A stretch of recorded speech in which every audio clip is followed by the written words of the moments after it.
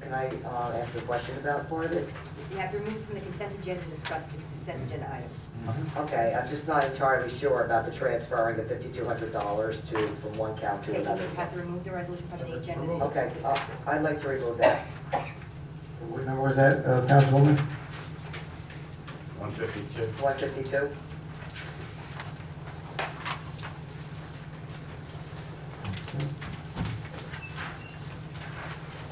I need a motion to adopt as amended. Motion to adopt as amended, consent agenda.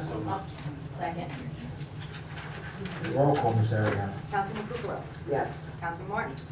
Councilman Matthews. Aye. Councilman Sarno. Aye. Councilman Fisco. Aye. And Council President Petrozelli. Aye. And now Okay. you're talking about 1652, a motion to adopt. All right, motion to adopt 16, Discussion?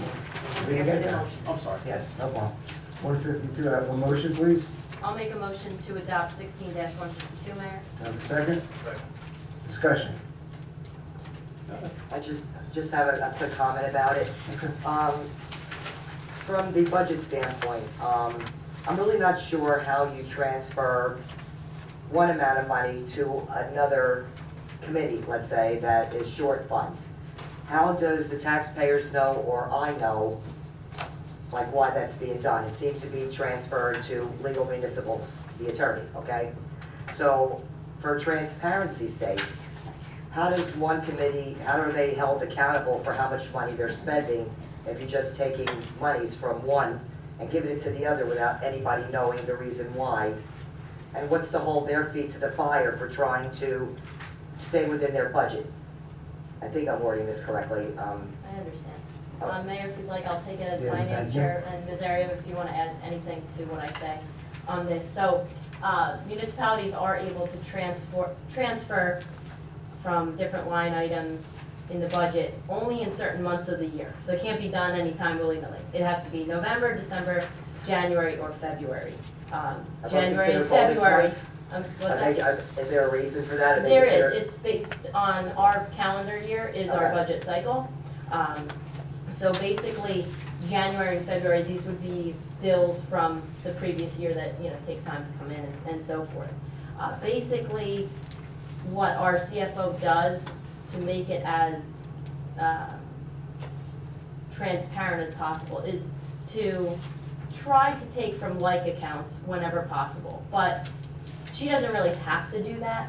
It could be transferred anywhere, but in the budget process, when we work through that, which we've seen as we started our budget meetings already, you'll see that a department, say, had a certain amount set back when the budget was passed in April or whatever month. And then if it was transferred out, like money transferred out, it would be less. You'll see it as amended. So that's where the transparency comes in. It's through the budget process. And then there's also, of course, printouts to see where the money's being spent in the department that the finance committee reviews. And also, with that question that you're asking, to shed a little more light on it, the feet get held to the fire in that budget process as well. If a department is overfunding itself and then the money's able to be transferred somewhere else that's shorting itself, you look at that and then evaluate, why is this happening? Was it a one-year blip because of an unexpected situation where money had to be expended in an emergency or in that one particular year, or is this something that's consistently happening? And at one point, we were finding, we always see these in the budget, but it's a work in progress. So we try to keep budget transfers to a minimal. They are allowed, and this is the process for transparency and also for holding the department feet to the fire, as you said. Well, I don't think their feet are being held to the fire if they're just taking money from one fund and giving it to another. It reminds me of like the federal level, where if you don't spend that $9 trillion, oh my goodness, we're not gonna get it anymore. I keep associating that with the federal level, because that's what they do. You get a budget, you have a certain amount of funds allocated to you. And like I said, I'm just trying to understand the way it works here. I know how it works at the federal level, and it's not very pleasant. Right. So, basically, why can't it just be separate? Why are you gonna just transfer, even though you're allowed to do it? Right, yes. Then nobody knows what's going on. Right. I understand your question. With transfers like this one, we have to pay our bills. So if the bills are found to be what we purchased, the service we received, we have to pay them. So sometimes budget transfers are necessary if a line is getting overexpended. But again, it can be corrected as best as possible through the budget process. But you'll never know in a year 100% of the money that you'll need to spend in all departments. So you do the absolute best job you can through the budget process with the finance committee, then it opens up to the larger council with public meetings and public input, and that's really the process. Ms. Arias, if you want to add anything. Yeah, because these are legal fees. I guess I'm assuming there's a certain amount of money allocated each year to Right. legal fees. Correct, and So if the are we- work is done, we still have to pay that bill, even if it's. Are we going over the amount of money that should be allocated to legal fees? I mean, are we like, The transfer we're would like a indicate Sue that. happy, attorney happy? I mean, everybody's like $1 zillion No. in legal fees. No, it's, the work that's being done has to be paid, that's really the bottom line, so, was the line overdrawn? That's why there's a transfer. But that has to get revisited again in the budget process to see why that happened, does an adjustment need to be made, things like that. But we have to pay our bills. No, I understand you have to pay your bills. I wish I could transfer from his fund into Oh, my fund. right, to that pay wouldn't be my very bills fair too. though, right, wouldn't be very fair. So this is, Well, Can I just give a dissenting view on this? Councilwoman Cooper, I know why, one more reason I like you so much. You hit on something that has rankled me from since I got on the council. If you look at it, you chair a department, I chair a department. Every year you come in 10,000 under, right, you're doing good. I blow it every year by 10, because I know, I'm just gonna take Eileen's budget. It does create a certain perversity, a certain moral hazard, and that's always been the problem with municipal budgets. Councilwoman Tedesco very accurately gave us the nuts and bolts of it, but from a conceptual level, I've always had problems with it. Because what you're doing is you're rewarding the one that goes over budget, and look what you're doing. You're penalizing the guy who saves money. Right. It's not sometimes a guy, sometimes it's just different things. So that's always rankled. There's no one here saying, you're out of money, you're done. I would So- love that. So, yeah, so that thing that kind of you keep kind of bumping up against, is the same thing, so you're not crazy. That's something that I have a problem with too. I'm just trying to understand the whole process, and like I said, I don't, exactly what Jim said is correct. Excuse me, Councilman, Matthew, it bothers me. Like I said, if I wanna be frugal and not spend all my money, but the other one's spending all theirs, well, you know what? Too bad. You spent yours, and then you should be held accountable for what you spent. And this is like in everyday life for everybody. It's not council, it's everybody. I spent the money in my left pocket, my right pocket's looking for money, well, there's no money well, left.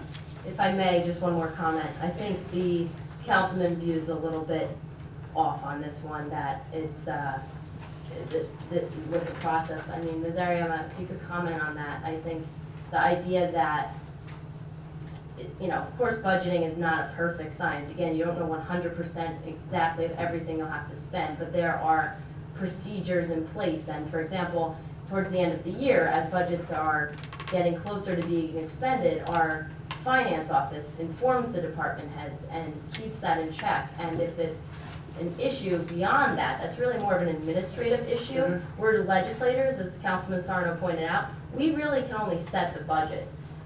And that's our main avenue for controlling it, and that's why we ask a lot of questions and do the very best job we can to budget it. But you also don't want to knowingly underfund your budget either, that's against the law. And I'm glad that you brought this question to light now, since we did have budget transfers at the last meeting too.